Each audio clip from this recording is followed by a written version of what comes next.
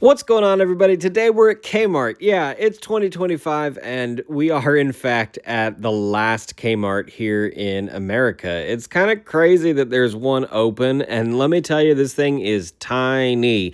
It is about the size of a convenience store like CVS or Walgreens, basically.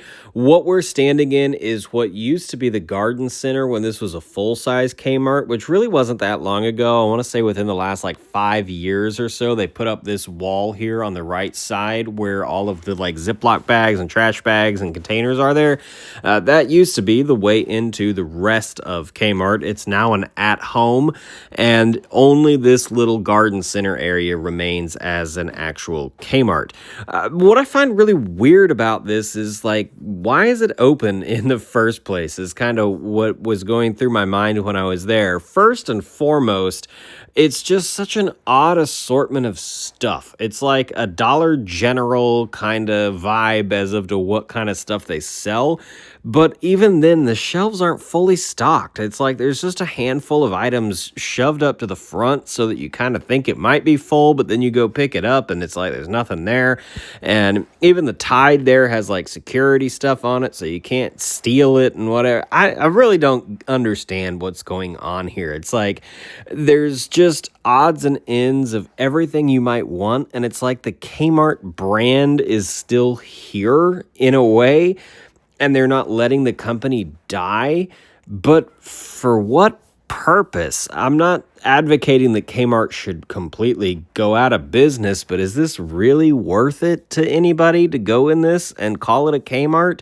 It's cool. I totally get it. And I mean, it was my spring break, and I definitely went out of my way just to go say that in 2025, I went inside of a Kmart.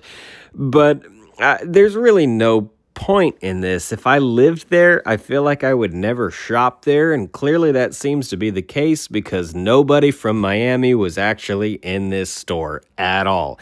It was me and my mom, there she is, and that was it. And mostly it's just random junk, a couple of Miami jackets you can see there that you can buy.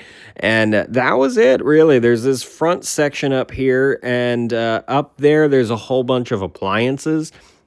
Maybe the appliances are accounting for some of their sales, but I really do not understand this one. It's like, how are they paying for the rent? Do they own the space? If they own the whole space, why did they downsize? Is this a corporate run store?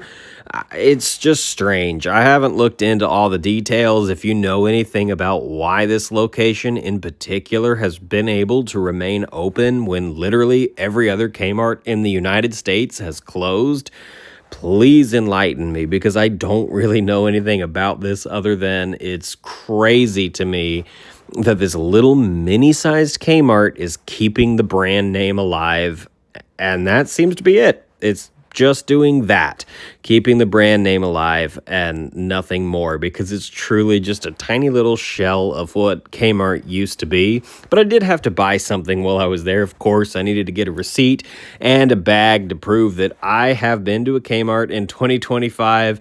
Heck, my mom even got a bag just for the heck of it, because why not? You have to say that you were at Kmart in 2025, because of course, I mean, heck, here's me on camera just to prove that I was in Kmart, because it's just wild. There's no other one to go inside of.